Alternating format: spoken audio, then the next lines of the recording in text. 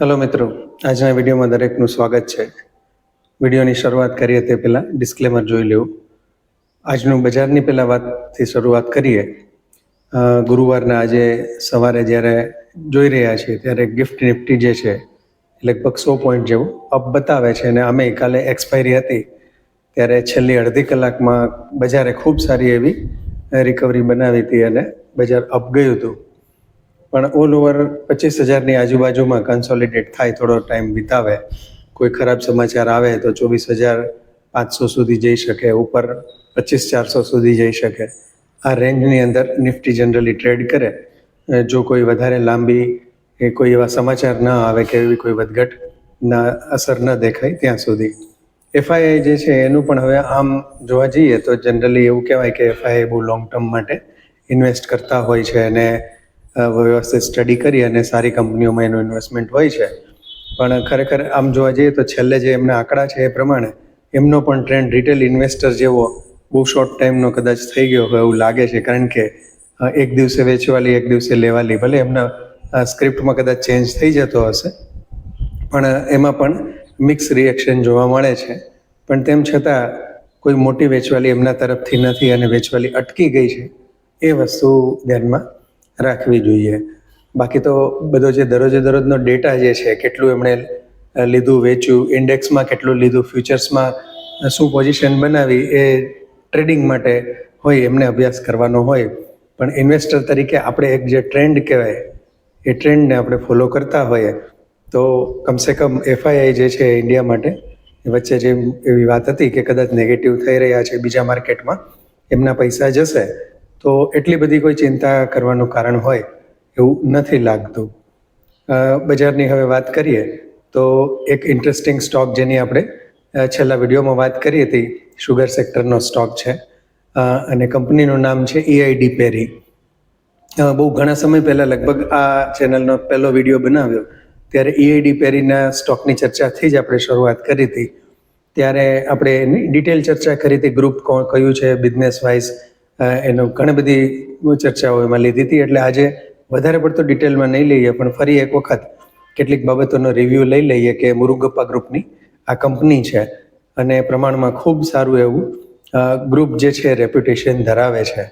South base group છે, mainly Chennai એમનું headquarter છે. કંપનીનું જે મેઇન ઓફિસ આવેલી છે ત્યાં એ બિલ્ડિંગ જે છે એનું નામ ડેર હાઉસ રાખેલું છે, DARE. આ ગ્રુપની ઘણી બધી કંપનીઓ જે છે એ કાર્યરત છે, જેની અંદર ટ્યુબ ઇન્વેસ્ટમેન્ટ છે, કોરોમંડલ છે, શાંતિ ગિયર છે, ઇવન ક્રોમ્પટન ગ્રીઝ જે છે, CG પાવર અને ક્રોમ્પટન ગ્રીઝ એમણે ટેક ઓવર કરી અને આખી ટર્ન અરાઉન્ડ કરેલી છે. એટલે પ્રમાણમાં ખૂબ સારું ગ્રુપ અને બિઝનેસ વાઇઝ પ્રખ્યાત કહી શકાય અને સારો એવો ટ્રેક રેકોર્ડ ધરાવે છે.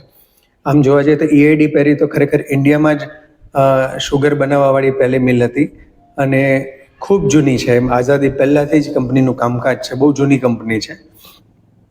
એટલે પછી ઘણા ચેન્જીસમાંથી પસાર થઈ હોય પણ તેમ છતાં બી મેઇન એમનો બિઝનેસ જે છે એ શુગરને લગતો જ હોય છે. પણ એઝ એ કોમોડિટી શુગર આ કોઈ ખાલી એક શુગર કંપની નથી. કંપનીના બિઝનેસ અલગ અલગ વસ્તુઓમાં છે, જેમાં ન્યુટ્રાસ્યુટિકલ્સ પણ આવે છે અને એ સિવાય પણ બ્રાન્ડેડ જે શુગર કહેવાય એ વસ્તુમાં પણ કંપની હવે આગળ વધી રહી છે.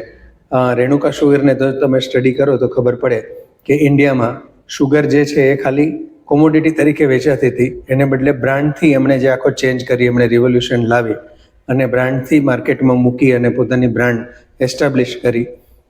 એ જ રીતે EID Parry પણ એ રસ્તા ઉપર છે. એ સિવાયની પણ ઘણી બધી પ્રોડક્ટ આવે છે અને કંપની કન્ઝ્યુમર કંપનીમાં ટ્રાન્સફોર્મ થવા માટેનો વિચાર કરે છે અને એ પ્રમાણેના એના ઓપરેશન્સ જે છે એમાં ચેન્જ કરે છે. ભલે શુગર સિવાયનો જે બિઝનેસ છે એનું કોન્ટ્રીબ્યુશન હજી ઓછું છે પણ એમાં ગ્રોથ સારો છે અને સારા રેટથી એ વધતું જાય છે. એટલે આને ખાલી શુગર કંપની આપણે ન ગણી શકાય. બીજી એક જે વસ્તુ છે એ છે કે એની અંદર કોરોમંડલ ઇન્ટરનેશનલ જે છે એમાં પણ કંપની 54 કે 55% આજુબાજુમાં હિસ્સો ધરાવે છે અને કોરોમંડલ ઇન્ટરનેશનલ છેલ્લા 6-7 મહિનાનો ટ્રેક રેકોર્ડ જોશો તો લગભગ શેર પ્રાઇસ ડબલ સુધી પહોંચ્યો છે, તો એનો પણ બેનિફિટ મળે.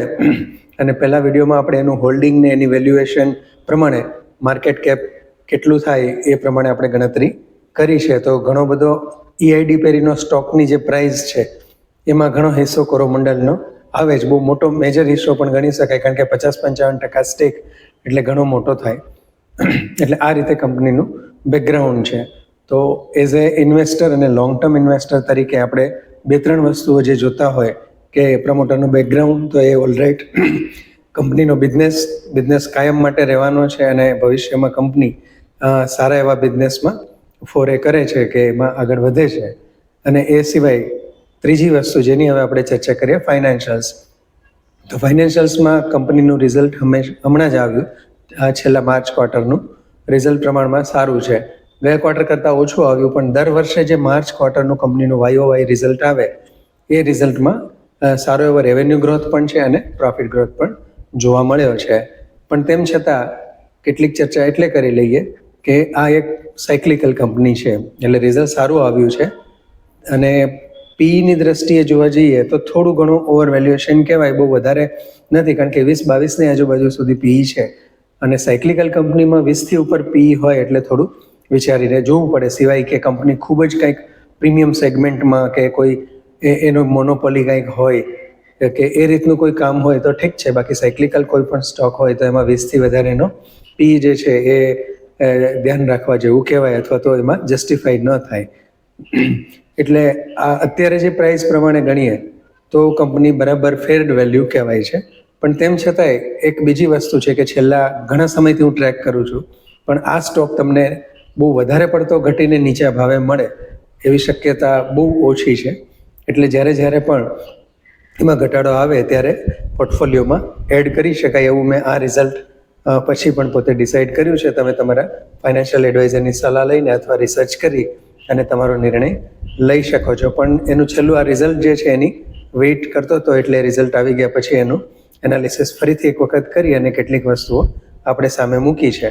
હવે જ્યારે આપણે કોઈ પણ કંપનીના આ બધી વસ્તુઓ જોતા હોય ત્યારે એની નેગેટિવ પોઈન્ટ પણ જોઈ લઈએ. તો નેગેટિવ પોઈન્ટમાં કંપનીની 2-3 વસ્તુ કહી શકાય. એક તો શુગર સેક્ટર જે છે ગવર્મેન્ટ રેગ્યુલેટેડ છે, એનું એક્સપોર્ટ જે છે એનો કોટા પણ ગવર્મેન્ટ નક્કી કરતી હોય, એને લગતા કંઈ પણ સમાચાર આવે.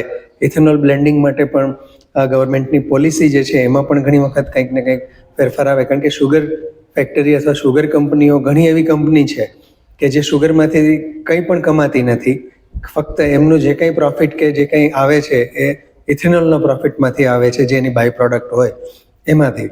એટલે શુગર કંપનીઓ જે છે બહુ એજ ઉપર ચાલતી હોય, ઘડીક પ્રોફિટ આવી જાય, ક્યારેક લોસ આવી જાય, અને પ્રોફિટ આવે તો પણ ઘણીવાર નેરો પ્રોફિટ હોય, 2-4 વર્ષો સુધી પ્રોફિટ ખાસ કંઈ કરે જ નહીં, અને પછી એક વર્ષ એવું આવી જાય ને કંઈક એવા સમાચાર આવી જાય, ફેવરેબલ આવી જાય તો 2-3 વર્ષનું જે કંઈ પ્રોફિટ હોય એ કંપની એક વર્ષમાં જ કરી લે. આવું બધું આ સેક્ટરમાં પણ જોવા મળતું હોય છે.